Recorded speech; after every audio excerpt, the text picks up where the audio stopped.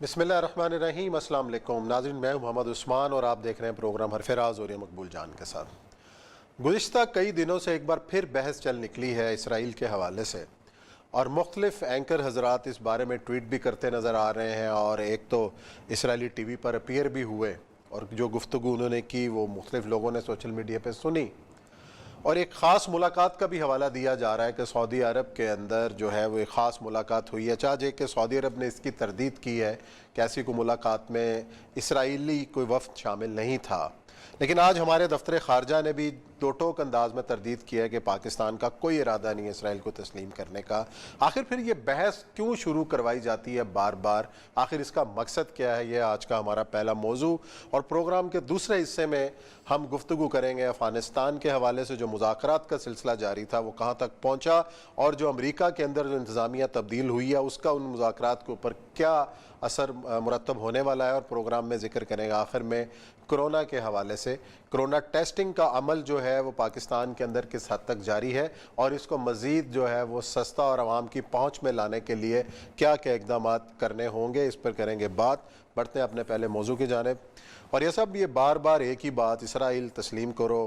اب کئی گلف کے ممالک نے تو تسلیم کر لیا اسرائیل کو، اور سعودی عرب میں بھی کہا جا رہا ہے کہ مذاکرات ہوئے اور اسرائیل کا ایک وفد جو ہے جا کے ملا، سعودیز اس کی تردید کر رہے ہیں، لیکن یہ ہر تھوڑے دیر کے بعد پاکستان میں اس ایشو کو زندہ کیوں کیا جاتا ہے؟ پاکستان میں عجیب و غریب لوگ ہیں، یا تو آپ پاکستان کی بنیادی تصور سے منکر ہو جائیں، کیونکہ پاکستان بھی ویسے ہی ڈینمارک کی طرح کا ایک ملک ہے، تو پھر تو ٹھیک ہے، تو پھر کیا ضرورت ہے؟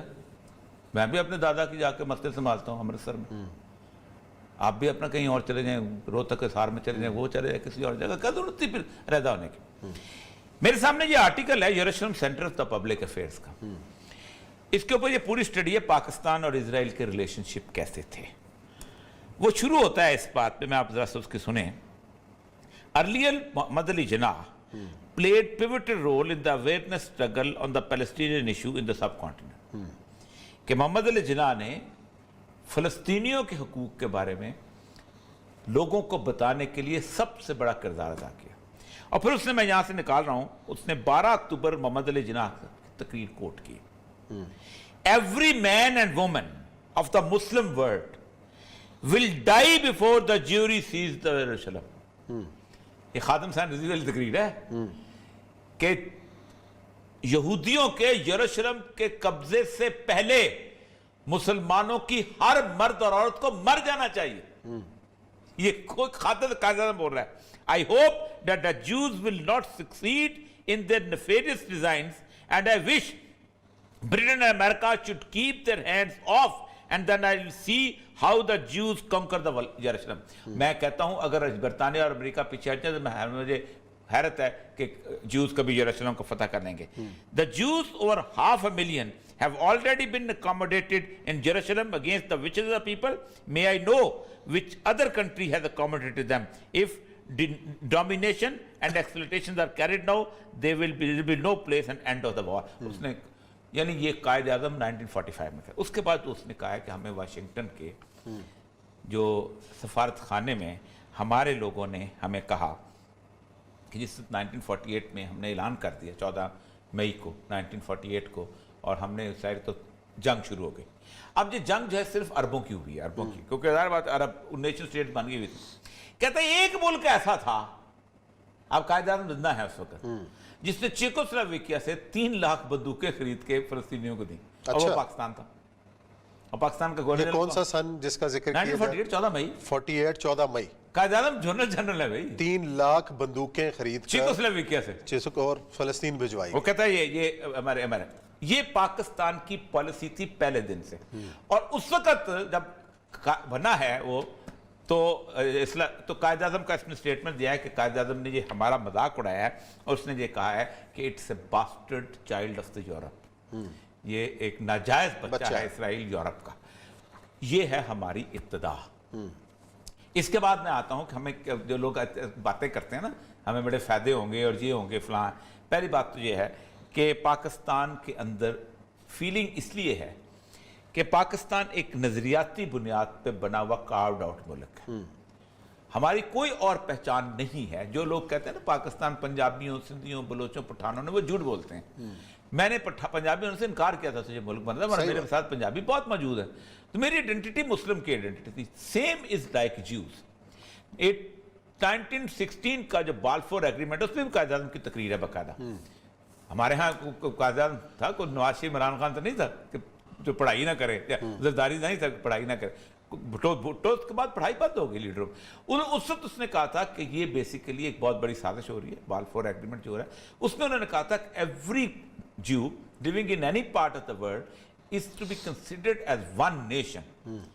خواہ وہ نائجیریا میں رہتا ہو، انڈیا میں رہتا ہو، ایک قوم ہے. And they have all the right to go back to their promised land. اپنے اس میں یہ تھا بالفور ایگریمنٹ. بالفور ایک وزیر خارجہ تھا برطانیہ کا جو انہوں نے ایگریمنٹ کیا تھا. اس کے بعد کنٹینیوسلی اسرائیل ہم کو کہتا رہا ہے دس از آر آئیڈیولوجیکل ایکول. ہم اسرائیل کو کہتے رہے ہیں کہ یہ ہمارا دشمن ہے. اور یہ دشمنی میں نے نہیں ڈالی. عرب جو اس وقت بڑے شیر بنے ہوئے نا، جس وقت آج کل ہیں، رسول اکرم صلی اللہ علیہ وسلم نے اپنی وصال سے پہلے، اس دنیا سے رخصت ہونے سے پہلے جو چند وصیتیں کی ہیں، ان میں سے عبداللہ بن مسعود کی جو اہم ترین وصیت تھی جو آپ نے حضرت عمر کو سنائی تھی، تو آپ نے کہا تھا لا یجتمع الدینین فی جزیرۃ العرب. اگر تم میرے ماننے والے ہو تو جزیرۃ العرب کے اندر دو دینوں کو جمع مت ہونے دینا. خواہ وہ عیسائی ہو، خواہ وہ یہودی ہو، خواہ وہ ہندو ہو، خواہ کوئی اور ہو. یہ جتنے لوگ، خواہ دبئی کے اندر وہ بن رہا ہے یا کوئی پرومس لینڈ کے اندر، نہیں، آپ نہیں جمع ہونے دینا. یہ جو آپ وہ کر رہے ہیں، یہ بنیادی طور پہ عربوں کو کہا گیا ہے، مجھے نہیں کہا گیا. اس لیے اللہ نے رسول صلی اللہ علیہ وسلم ویل للعرب، عرب کی تباہی، ان پہ تباہی آئے گی. یہ جو رسول اللہ علیہ وسلم کے احکامات کے منکر ہو رہے ہیں نا، ان کو کیونکہ بنیادی ایڈریس وہ ہے. اگلا مسئلہ جو ہے کہ اس سارے کہ جس وقت 1948 میں لڑائی میں عربوں کو تھوڑا نقصان ہوا، لیکن اس میں ایک فتح بھی ہوئی تھی. ہوا یہ تھا کہ یہ جو علاقہ تھا نا اپنا بیت المقدس والا، اس پہ اور اردن نے قبضہ کر لیا تھا، اور اردن نے اپنے آپ میں شامل. یہ بیسیکلی پروٹیکٹریٹ تھا برطانیہ کا. یہ جس وقت یہ قبضہ کیا انہوں نے، تو 67 میں کتنے 9 سال بعد دوبارہ جنگ ہوگی. جب وہ جنگ جیتی ہے تو اس وقت زندہ ہوتا تھا ڈیوڈ بن گوریان. تو انہوں نے پیرس میں وہ منائی تھی اپنے خوشی، اس میں اس کی تقریر اٹھائیں، باتیں کرتے ہیں، پھر ابھی خان صاحب کو سناتے ہیں کہ پتہ نہیں کیا بات ہے، تاریخ بھی پڑھے اور اپنی دشمن. انہوں نے کہا دیکھو دنیا میں کوئی ملک ایسا نہیں ہے کہ جس سے ہمیں خوف زدہ ہونے کی ضرورت ہے. صرف ایک ملک ہے، وہ پاکستان ہے. باقی سارے کے سارے ملک جو ہیں وہ نیشنز کی بنیاد پہ، کوئی ایرانی ہے، کوئی عراقی ہے، کوئی سعودی ہے، کوئی مصری ہے، کوئی ایک ملک ہے. اس نے لفظ استعمال کیا تھا پاکستان از آر آئیڈیولوجیکل ایکول. ہمارا مد مقابل صرف ایک ہے. اس لیے جو لوگ کہتے ہیں نا ہمیں کیا مسئلہ ہے، ہمیں یہ، تم سب سے بڑی بات، مجھے لوگ کہتے ہیں کہ جی باقی مسلمانوں کو اپنا تکلیف نہیں ہوتی، اور میں کہا یہ تو مجھے فخر کی بات ہے کہ مجھے تکلیف ہوتی ہے، کیونکہ میں رسول اللہ صلی اللہ علیہ وسلم کی بات مانتا ہوں. مجھے فخر کرنا چاہیے کہ باقی سارے مسلمان ذلت میں ہیں، باقی مسلمان سوئے ہوئے ہیں، پاکستان جاگ رہا ہے. مجھے فخر ہونا چاہیے کہ قیامت کے دن میں عزت سے جاؤں گا. مجھے فخر ہونا چاہیے کہ میں اللہ کا سرخرو ہوں گا. تم یہ میرے لیے لعنت بناتے ہو. ان لوگوں پہ لعنت اور ان لوگوں پہ برسے گی کہ جو لوگ سرخرو نہیں ہوں گے قیامت کے دن، اور جو رسول اللہ کی بات کو نہیں مانتے. تو اب خان صاحب کا انٹرویو چلائیں، جو دباؤ کے چہرے نظر آ رہے ہیں نا. دباؤ کس کا ہے وہ بھی بتا رہے ہیں، کس کا دباؤ ہے، سنائیں جی خان صاحب کے کیا کہا. جی دیکھیں یہ فورن دباؤ کی بھی بات کی، آپ کو آج یاد آ رہی ہے جس وقت آپ مصر نے تسلیم کیا تھا، وہ جب کیمپ ڈیوڈ کا جو ایکارڈ، اوسلو ایکارڈ جس کو کہتے ہیں، وہ نہیں تھا، دوست ملک نہیں تھا. جس وقت اردن نے تسلیم کیا تھا وہ دوست ملک نہیں تھا. عمان نے کیا. سر آر سی ڈی میں 3 ملک تھے، ٹرکی، ایران اور پاکستان. 3 ملک تھے نا. دنیا میں سب سے ٹاپ جیسے نا ہمارا ایگریمنٹ وہ یہی رہا ہے تلکا. ایران نے بھی اسرائیل کو تسلیم کیا ہوا تھا اور ترکی نے بھی کیا ہوا تھا. ایران میں بھی اسرائیل کے اڈے تھے، ان کے موساد کے ایجنٹ تھے، ترکی میں بھی بیٹھتے تھے. ایران کا بھی سفارتخانہ اسرائیل میں تھا، ترکی میں بھی سفارتخانہ اسرائیل میں تھا. ایران نکل گیا، ایران نے 79 میں نکل گیا. آپ کے برابر مقابلہ ترکی میں ابھی تک ہے. تو اس کے دباؤ مسئلہ ہے کہ آپ آئیڈیولوجیکل سٹیٹ ہیں. ایران جو ہے وہ ایرانین نیشن کے طور پہ کھڑے ہوتے ہیں. وہ جب مسئلہ آتا ہے نا نکورنو کاراباغ کا، تو مسلمان شیعہ مسلمانوں کے ساتھ نہیں ہوتے جو آذربائیجان کے تھے، کیونکہ وہ ترک ہیں. وہ کہتے ہیں نہیں ہم آرمینین کے ساتھ ہیں جو کہ عیسائی تھے، وہ تو وہاں ساتھ نہیں دیتے. وہ تو کہتے ہیں ہم ایرانی ہیں. ہم पंजाबी बलोच पठान नहीं, हम मुसलमानों का मुल्क ही एक है पूरी दुनिया में भाई, और यहूदियों का भी एक है। यहूदियों का मुल्क अमेरिका नहीं है, हालांकि वो अमेरिका में इजराइल ज्यादा पावरफुल है। यहूदियों का मुल्क फ्रांस नहीं है, हालांकि कोई फ्रेंच प्रेसिडेंट यहूदियों की मदद के बगैर चल ही नहीं सकता। ये सारे खाके खुको बनाने की बेसिकली सैनिक वो बेलवेल से लेके बाकी इलाके के अंदर बैठे वही करते हैं, लेकिन यहूदियों का मुल्क इसराइल है, और इसराइल को यहूदी जो है नीचे लॉस वेगस में बैठा हो वो प्रोटेक्ट करता है, आइडियोलॉजिकल इक्वल। और एक और बात बताऊं, जो बुनियादी तौर पर सैयदुल अंबिया सल्लल्लाहु अलैहि वसल्लम ने जो आखिरी जंग का नक्शा खींचा है, उसमें सैयदना इमाम मेहदी रहमत जो भी आएंगे रजी अल्लाह ताला नबी अल्लाह से राजी होगा, उनकी जो अलामत जो बुनियादी रखी गई है, वो अलामत ये रखी गई है कि अरब की तबाही अपने अरूज पे पहुंच चुकी होगी, यहाँ तक कि मदीने में भी रहने के काबिल नहीं रहेगा, तो एक शख्स मदीने से भाग के मक्का आ जाएगा, क्योंकि मदीने में तो को आपने फरमाया मदीना, मक्का जब आएगा तो उस मक्का में आने के बाद उसके पीछे लोग पड़ेंगे कि तुम हमारी क़यादत करो, लेकिन वो नहीं मानेंगे, तो वो उनको बाकायदा बैठा के बैतुल्ला के दरमियान रुकन जमानी और मुल्तज़म के दरमियान उनसे बैत लेती जाएगी। जब वो बैत ली जाएगी तो शाम में एक हुक्मरान होगा जो उसके खिलाफ फौज भेजेगा, जो अलामत मैं बताऊं, ये मैं तो पाकिस्तान को इक्वल क्या है, उससे जब फौज भेजेगा तो वो फौज जो है अल्लाह कहेगा कि बैदा के मुकाबले में अल्लाह के हुक्म से धंस जाएगी जमीन में। ये वाहिद निशानी है जब इमाम मेहदी के पहचान बताएगी, वरना तो पाकिस्तान में भी 10 लोग दावा करते हैं, मिर्ज़ा कादियानी वाले ने भी कह दिया मैं मेहदी मसूद पता नहीं क्या क्या, ठीक, वो दसाएगी उसको। जब वो दसाएगी तो आप फरमाते हैं फिर इधर से काफिले जाएंगे मेहदी की मदद के लिए। इकबाल कहता है कि खिज़्र वक्त अस खलवते दश्ते हिजाज आयत बुरू, के दश्ते हिजाज से वक्त का खिज़्र जो है खलवत में से निकलेगा, काफिला वादी दूरस दराज आयत, इस वादी से फिर काफिले उसके लश्कर। तो ये आइडियोलॉजिकल इक्वल है, इसमें इमरान खान हो या उसमें कोई और हो या उसमें कोई ट्वीट करने वाले हों या इसराइली टीवी को इंटरव्यू देने वाले हों, ये बह जाएंगे। 2 दिन पहले का नजारा नहीं देखते इस कौम का, किसी और कौम में इस तरह लब्बैक या रसूलुल्लाह का नारा लगाते हुए इतना क्राउड निकला है, अभी भी अंदाजा नहीं हुआ कि ये कौम क्या चाहती है। ये कौम ने 6 महीने पहले बताया था हम अर्तुगल चाहते हैं, इस कौम ने 4 दिन पहले बताया था हम सैयदुल अंबिया सल्लल्लाहु अलैहि वसल्लम की हुर्मत का तहफ़्फ़ुज़ चाहते हैं। तुम 4 टोटरू, कोई ऑक्सफोर्ड का पढ़ा हुआ, कोई कैम्ब्रिज का पढ़ा हुआ, कोई एचिसन का पढ़ा हुआ, तुम लोगों की औकात क्या है इस मुल्क के 22 करोड़ आवाम के सामने? तुम तो खसो खशाक की तरह बह जाओगे यहां से। चलें जी, यहाँ ब्रेक लेते हैं, ब्रेक के बाद आएंगे और जो जिक्र करेंगे अफगानिस्तान का कि जो एक मुआहदा तय पाया था ट्रंप इंतजामिया और अफगान तालिबान के दरमियान, उसका क्या बना और क्या बनेगा।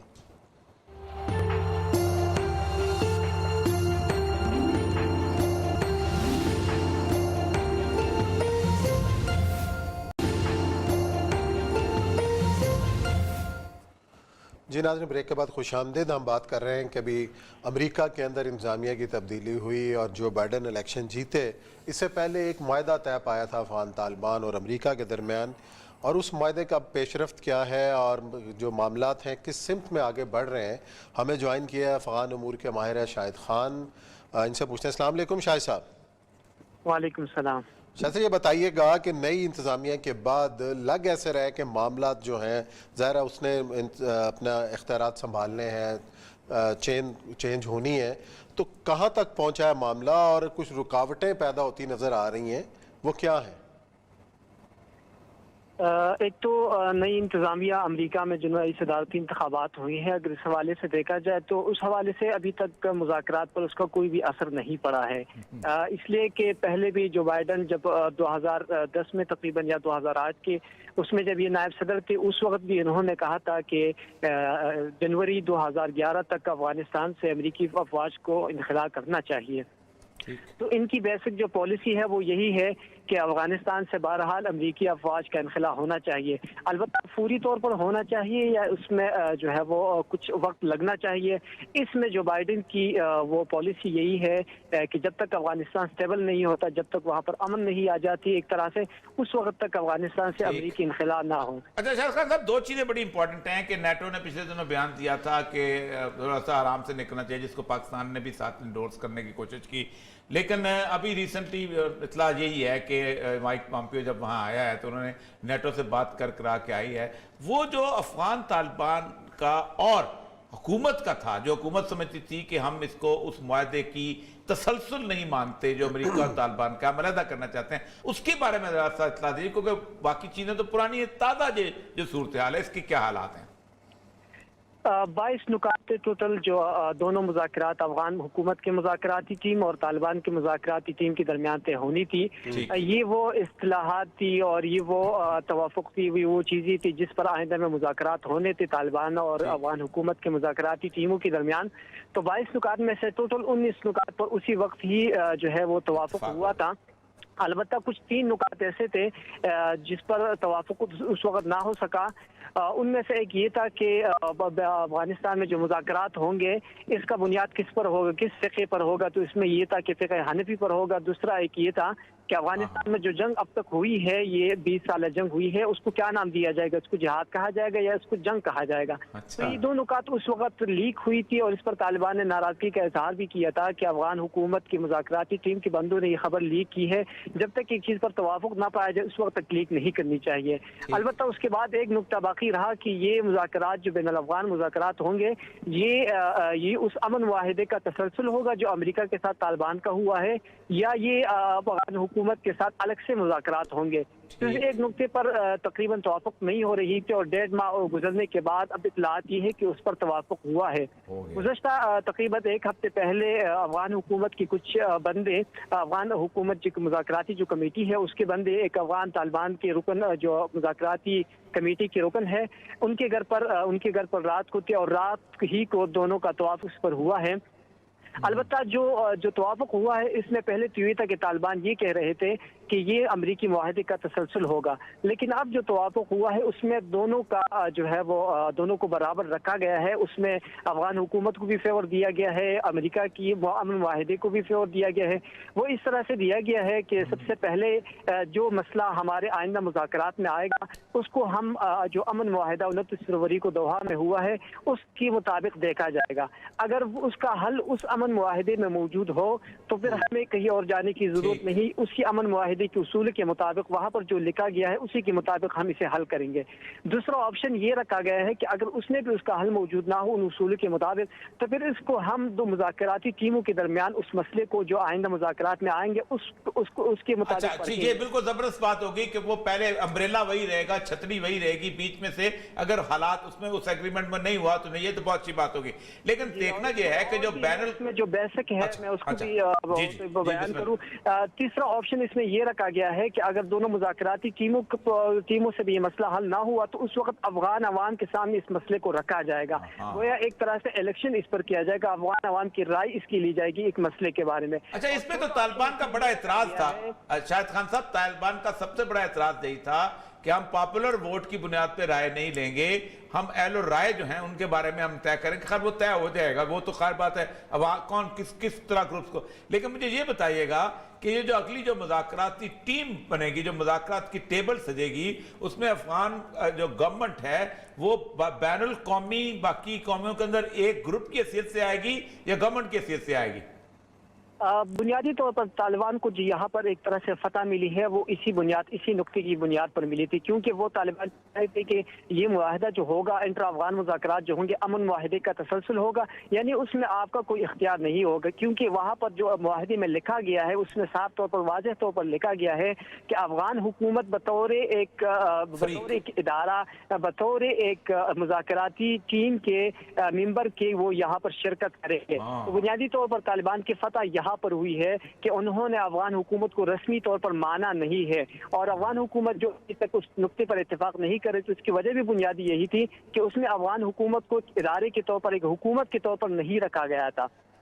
تو یہ کب تک کا توقع ہے اس کا اعلان کا؟ دوسرا یہ بتائیے گا کہ ابھی عمران خان صاحب وہاں گئے ہوئے تھے اور اس نے پاکستانی قیدیوں کی رہائی کی صورتحال پہ نکلی ہے، اور ایک اور راستہ بھی ہے جس کے بارے میں کہا جاتا ہے کہ پاکستان کے اندر جو طالبان جو پاکستان کے خلاف جو پاکستان ٹی ٹی پی ہے اس کے بارے میں ایک خبر احسان نے چلائی تھی کہ سراج الدین حقانی جو ہیں وہ کوشش کر رہے ہیں کہ صلح صفائی کی صورتحال، یہ دونوں تبصرہ کر دی کیونکہ عمران خان کا وزٹ بڑا امپورٹنٹ ہے اس موقع کے اندر، خاص طور پہ نیٹو والے بیان کی حمایت کرتے ہوئے۔ بالکل، سب سے پہلے تو میں آپ کے پہلے سوال کی طرف آؤں گا۔ ہوا ریسنٹلی ابھی یہ ہے کہ جب وہاں پر توافق ہوا اس ایک نقطے پر، اور معصوم ستانکزئی نے جو طالبان کے مذاکراتی ٹیم کی جو سربراہ ہے شیخ اس کے حقانی صاحب عبدالرحیم حقانی، ان سے یہ بات ان سے یہ وعدہ کیا کہ اس نقطے پر ہم کنفرم ہو جائیں گے، اس پر ہم اتفاق کریں گے۔ لیکن جیسے ہی معصوم ستانکزئی یہاں پر افغانستان میں آئے تو اشرف غنی صاحب اور امراللہ صالح نے اس کے ساتھ اتفاق اس نقطے پر نہیں کیا ہے۔ تو یہاں پر آنے کے بعد وہ دوبارہ آج ان کا جانا طے تھا، لیکن وہ دوحہ پر واپس نہیں گئے، اور 4 جو مذاکراتی افغان حکومت کے مذاکراتی ٹیم کے 4 مزید بندے انہوں نے وہاں دوحہ سے کابل بلا لیے ہیں، جو کل یا پرسوں وہاں سے آئیں گے۔ دوسرا، افغانستان جو عمران خان کا وزٹ ہے اس حوالے سے میں اتنا کہوں گا کہ اس نقطے میں پر اتفاق سے بھی پاکستان کی جو ہے اس میں کوشش شامل ہے، اس لیے کہ عمران خان کے وزٹ کے 2 دن پہلے یہ خبر آئی کہ اس پر توافق ہوا ہے، اور اس کے بعد جب عمران خان وہاں پر گئے تو انہوں نے اپنی تقریر میں عمران خان نے کہا کہ ہم سے جتنا ہو سکتا ہے ہم تشدد کی کمی میں افغان حکومت اور اس امن معاہدے میں ہم مدد دیں گے۔ تو عمران خان کو گویا ایک طرح سے اس کا علم تھا، عمران خان کی کوشش ہی تھی کہ وہ تشدد کی کمی میں مدد کر سکتے ہیں، اس لیے انہوں نے اتنا بڑا بیان اس سلسلے میں دیا ہے۔ ٹھیک، اچھا، لیکن یہ بتائیے گا کہ وار چل رہی ہے، جنگ ساتھ ساتھ چل رہی ہے، افغان طالبان کی روز ایک سٹیٹمنٹ آ جاتی ہے ان کے زبیلہ مجاہد کی، آج اتنے لوگ مارے گئے، آج اتنے لوگ افغان فوج کو چھوڑ کے ہمارے ساتھ شامل ہو گئے، آج اتنے ٹینک قبضہ کر لیے گئے، یہ سارا کچھ دونوں طرف کی ان کی خبریں جو ہیں سائملٹینیسلی آتی ہے۔ افغان گورنمنٹ بھی کہتی ہے، خاص طور پہ داعش کے گروپ کے اوپر اس بات کا الزام لگایا جاتا ہے۔ یہ جو سچویشن ہے، یہ سچویشن اس معاہدے کے بعد ختم ہونے کی امکان لگتا ہے آپ کو؟ فی الحال اس کا امکان اس لیے نظر نہیں آ رہا جب تک دونوں فریقین ایک نتیجے تک نہیں پہنچتے، جب تک طالبان اس بات کو کبھی بھی تسلیم نہیں کریں گے کہ وہ جنگ بندی کرے، یا تشدد میں کمی کا ہو سکتا ہے کہ اس میں کمی کی جائے کچھ معاہدے کچھ نکات پر اتفاق پائے جانے کے بعد، لیکن مکمل طور پر جنگ بندی کے حق میں طالبان کہیں بھی نہیں ہے، اس لیے کہ انہوں نے جو ابھی جنگ شروع کر رکھی ہے اور وہ اسے اس وقت تک وہ اسے جاری رکھیں گے جب تک دونوں فریقین کسی ایک نتیجے تک نہیں پہنچتی، وہ ایک نظام تک نہیں پہنچتے، ایک ایسی حکومت تک کی تشکیل تک نہیں پہنچتے جس میں دونوں شریک ہو یا جس میں یہ ہو کہ ایک کو فیور دیا جائے، تو اس وقت تک جنگ بندی کے امکانات بہت کم نظر آتے ہیں۔ حکمت جان صاحب نے کہا تھا کہ پراپر امن کے لیے افغان حکومت کو ختم ہو جانا چاہیے اور تاکہ اس کے بعد ایک صورتحال ورنہ جنگ چھڑ پڑے گی۔ آپ کیا سمجھتے ہیں کہ جب بین الفریق مذاکرات شروع ہوں گے تو افغان حکومت تو لٹرلی ختم ہو جائے گی، تو آپ کیا سمجھتے ہیں اس کے بعد امن کی صورتحال رہے گی کہ وہ افغان حکومت کی طرف سے اور دونوں طرف چھیڑا چھاڑی جاری رہے گی؟ امن معاہدے میں جو ابھی فریقین شریک ہے اس کی خوبی بھی یہی ہے کہ اس میں تمام تنظیموں کو، تمام گروپوں کو، تمام جماعتوں کو نمائندگی دی گئی ہے، اس میں حکمت یار صاحب بھی شامل ہے، اس میں دوسری پارٹیز ہے وہ بھی شامل ہے، تو یہ مذاکرات کی خوبی ہے کہ سب کو ساتھ لے کر جا رہے ہیں، اور جو معاہدہ ہوگا وہ سب کے اتفاق سے ہوگا، کسی ایک کے اختلاف سے معاہدہ نتیجے تک نہیں پہنچے گا۔ اس کا مطلب ہے کہ اس ہفتے میں توقع ہے اعلان کی آپ کو آخری؟ اس ہفتے میں توقع تھی، لیکن چونکہ ابھی جو اختلاف سامنے آیا ہے اس کے بعد دیکھا جائے کیا صورتحال بنتی ہے، لیکن اس ہفتے کے اندر انشاءاللہ ممکن ہے۔ چلیں جی، بہت شکریہ آپ کا شاہد صاحب، آپ نے تفصیل سے حالات کے مطابق جو اپنا تجزیہ پیش کیا۔ یہاں لیتے ہیں بریک، اور بریک کے بعد آئیں گے اور ذکر کریں گے کچھ کرونا کی تباہ کاریوں کا، اور جو ٹیسٹ متعارف کرانے جا رہی ہیں 2 کمپنیاں، اس پر کریں گے بات۔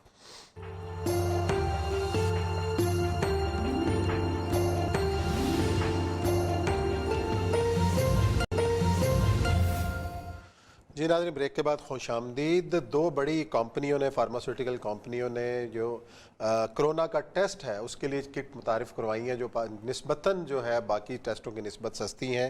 ہمیں معروف پیتھولوجسٹ ڈاکٹر ذیشان صاحب نے ہمیں کراچی سے جوائن کیا ہے۔ السلام علیکم ڈاکٹر صاحب۔ वालेकुम अस्सलाम, कैसे हैं आप? डॉक्टर साहब, ये जो दो रॉश और एबट ने जो नया जो पीसीआर के मुतबादल एक टेस्ट मुतारफ़ करवाया है, उसके बारे में थोड़ा सा बताइएगा कि पाकिस्तान के अंदर इसको शुरू कर दिया गया है तो उसके क्या नताइज सामने आ रहे हैं और ये पहले टेस्ट की निस्बत कितना सस्ता और कारगर है? अच्छा, ये दो कंपनियां जैसे कि आपने नाम लिया है, रॉश और एबट, तकरीबन करीब 2 महीने हो गए जब इन्हें अप्रूवल एफडीए से और दीगर बड़ी यूरोपियन एसोसिएशन से जब इनको इसकी अप्रूवल मिल गई, तकरीबन इसको 2 महीने हो गए और 2 महीने पहले ही मैंने इसको कह लें तजर्बाती बुनियादों पे कंपेयर करके इसको असेस भी कर लिया। इसको कोविड-19 एंटीजन टेस्ट कहते हैं। अच्छा, ये कोविड-19 एंटीजन टेस्ट, एंटीजन टेस्ट, अच्छा, ये एंटीजन और डीएनए जो होता है वो आपको पता ही होगा, कोविड का दोनों चीजें ब्लड के अंदर चूंकि डिटेक्ट नहीं हो सकती, वो आती नहीं है, तो ब्लड में एंटीबॉडी मौजूद होती है। तो पीसीआर के लिए भी और एंटीजन टेस्टिंग के लिए, यानी कि आपने डीएनए टेस्ट करना हो, डिटेक्ट करना हो, उसका आरएनए डिटेक्ट करना हो या एंटीजन, तो आपको नेजल स्वाब ही लेना पड़ता है। थ्रोट जी, स्वाब नाक से या गले से आप लेते हैं? नाक से या गले से लेना पड़ता है आपको स्वाब। तो इसमें भी आपको स्वाब, तो आपको नेजोफेरेंजियल या थ्रोट स्वाब भी लेना पड़ेगा। उसकी एक छोटी सी किट आती है, उसके अंदर आपको जो एंटीजन टेस्टिंग है उसमें एक्सपर्टीज इन्वॉल्व नहीं होती है, छोटी सी एक किट होती है, आईसीटी टेक्निक कहते हैं, इम्यूनोक्रोमेटोग्राफिक टेक्निक। उस पे ये आप ऑन स्पॉट कहीं भी लेबोरेटरी के अंदर, इवन आप ऑन साइट एयरपोर्ट्स पे, ऑफिस में, कहीं भी एक छोटे से कमरे में एक टेबल पे रख के ये टेस्ट परफॉर्म कर सकते हैं और रिजल्ट दे सकते हैं। ठीक है, तो दूसरा ये क्विक बहुत है। एक तो ये चीप है, तकरीबन इसकी जो इन लैब कॉस्ट होती है कहीं 1200 कहीं 1300 होती है, जो पीसीआर के मुकाबले में तकरीबन 1/3 है, यानी कि 1/3 से भी थोड़ी सी कम है। दूसरी चीज, इसमें एक्सपर्टीज बहुत ज्यादा इन्वॉल्व नहीं है। तीसरी चीज, इसके अंदर क्विक टेस्ट है, ये आईसीटी टेक्निक पे है, आपको 15 मिनट में रिजल्ट आता है, जबकि पीसीआर में अगर आप बहुत तेज भी काम करें, फौरी तौर पे भी करें, तो 5 से 6 घंटे। लेकिन इस वक्त पाकिस्तान में तकरीबन आपको भी अंदाजा होगा 1 से 2 दिन लैब जो है वो पीसीआर रिपोर्टिंग में लगा रहे हैं। तो ये क्विक हो जाता है, आप आइसोलेट कर सकते हैं। और सबसे इम्पोर्टेंट चीज, स्पेसिफिसिटी इस टेस्ट की डीएनए या पीसीआर के बराबर ही है। सेंसिटिविटी जिसको कहते हैं किसी भी टेस्ट की, यानी कि पैथोजन या जिस चीज को डिटेक्ट करने के लिए टेस्ट किया जा रहा है, इसकी जो है उन्होंने बाज जगह पे डीएनए से भी सुपीरियर बताई। जो रॉश और एबट ने क्लेम किए वो 94 to 96। लेकिन डॉक्टर साहब, पीसीआर के बारे में तो ये कहा जाता है कि 30% टेस्ट जो हैं वो रिलायबल नहीं होते, मतलब अगर आपने किया एरर हो सकता है, 30% का एरर उसके अंदर है, यूनिवर्सली एक्नॉलेज है। इसका आप कह रहे हैं 90%, तो यूनिवर्सली इतना एक्नॉलेज क्यों नहीं किया जा रहा है इस टेस्ट को? सबसे बड़ी बात तो यही है, पूरी दुनिया पीसीआर के पीछे लगी हुई है। अच्छा, इसमें एक तो चीज ये कि पीसीआर टेस्टिंग जब भी हम ब्लड से, कोई भी पीसीआर ब्लड सैंपल से करते हैं, तो यूजुअली पीसीआर जो है वो सबसे सुपीरियर होता है। तो पीसीआर सबसे ज्यादा स्पेसिफिक समझा जाता है, लेकिन आपने खुद कह दिया कि नेजल स्वाब टेस्टिंग, क्योंकि वो एक ब्लड सैंपल नहीं है, वो सैंपल होमोजेनियस सैंपल नहीं है, तो उसके अंदर पीसीआर जैसे आपने खुद का 30% तक मिस करता है। ये पीसीआर के साथ एक नेजल स्वाब के साथ फ्लॉ था उस प्रोसीजर के अंदर, जो अभी भी मौजूद है। एंटीजन रॉश इन दोनों ने क्लेम किया है कि सेंसिटिविटी उसकी पीसीआर से ज्यादा आ रही है। उन्होंने अभी स्मॉल सैंपल साइज पे जो स्टडी करके एफडीए को दी, एफडीए ने अप्रूव कर दिया उसको। तो सबसे बड़ी चीज तो ये कि इसमें उन्होंने जो रिपोर्ट किया उसमें 6 to 7% फॉल्स नेगेटिव, जो आप कह रहे थे ना मिस करवाइए, तो इसमें 7 से 8% के करीब दोनों कंपनी। ये तो कम है बहुत। हाँ जी, तो इसको पाकिस्तान के लेवल पे क्यों ज्यादा नहीं हो रहा? डिले क्यों हो रहा है? डिले क्यों हो रहा है इतना ज्यादा? पाकिस्तान, दुनिया पूरी में, इंडिया में अगर आप दोनों कंपनी इंटरनेशनल कंपनीज हैं, मल्टीनेशनल्स हैं, और दोनों कोलैबोरेटिव अगर कर रही हैं, तो इसकी मार्केटिंग में मसला क्यों हो रहा है? अच्छा, बिल्कुल, ये डायरेक्ट कंपनीज मौजूद है और हम लोग जो इंपोर्ट कर रहे हैं, मतलब हम जो बाय कर रहे हैं, कि दोनों डायरेक्ट कंपनी ये इस वक्त यहाँ पर सपोर्ट कर रही है।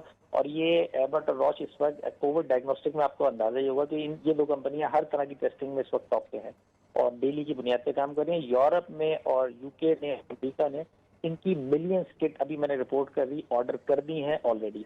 एक तो ये कि हम कुछ चीजों को समझने में नॉर्मली थोड़े से देर लगा देते हैं, लेकिन डॉक्टर साहब ये तो फैसला भी नहीं करना, अपने मैन्युफैक्चरिंग यूनिट जहां पर हैं, इनको तो सिर्फ रॉ मटेरियल इंपोर्ट करना है, बाकी तो ये सारे के सारे टेस्टिंग सूरत यहीं बना के दे सकती हैं। ये तो मतलब इनको तो कोई इंपोर्ट लाइसेंस लेने की भी जरूरत नहीं, दे उनके अपने मैन्युफैक्चरिंग यूनिट यहाँ लगे हुए। अच्छा, इसके, हाँ, आपने बिल्कुल सही कहा। अच्छा, रॉश और एबट ना फार्मास्यूटिकल कंपनियां भी हैं, इनके ज्यादातर यहाँ मैन्युफैक्चरिंग यूनिट, जहां तक मेरी नॉलेज है, वो दवाओं के लगे हुए हैं। अच्छा, डायग्नोस्टिक दवाओं के इनके मेजॉरिटी Diagnostic यूनिट के जो लिए। यूरोप और अमेरिका के ठीक, अंदर है, ठीक, समझ इनके गया। डायग्नोस्टिक के यूनिट सारे के सारे यहाँ पर है। अच्छा, इंपोर्ट करने में भी बहुत ज्यादा इसके अंदर कोई एक्सपेंस इन्वॉल्व नहीं है ना। जैसे मैंने बताया सही कि है। मैं तो एक थर्ड पार्टी के तौर पे खरीद रहा हूँ तो मुझे 1200 से 1300 या 1400 की किट पड़ रही है। अगर ये गवर्नमेंट सस्ते इंपोर्ट मिलेंगे। करेगी बल्क में तो वो और कॉस्ट नीचे आ जाएगी, और यानी कि लेस देन सस्ते आ 1000 हो जाएगी वो। ठीक, ज़ाहिर है आवाम को उसका आगे असर देखिए। पहुंचेगा और उसका आवाम को बहुत फ़ायदा ज़्यादा। होगा कि 6,500 हज़ार रुपये में वो टेस्ट करवा रहे हैं। अगर वही टेस्ट 1200-1300 रुपये में होगा और मेरा और आपका ही फ़ायदा है, इसके ऊपर हुकूमत को भी इस प्रोग्राम के तवस्सुत से, आपके तवस्सुत से जो आपने ये गाइड किया और आप खुद ये टेस्ट कर भी रहे हैं कराची के अंदर, तो लाहौर की लैब में और बाकी बड़े और छोटे शहरों के अंदर भी जो है ये काम शुरू किया जा सकता है ताकि आवाम जो है फ़ौरन टेस्ट करवाएं और अगर वो पॉजिटिव होते हैं तो आइसोलेट हों। इसी नोट के साथ प्रोग्राम ख़त्म करते हैं। कल इंशाल्लाह नए मौज़ूआत के साथ हम खिदमत में हाजिर होंगे। अपना ख्याल रखिएगा। अल्लाह हाफ़िज़।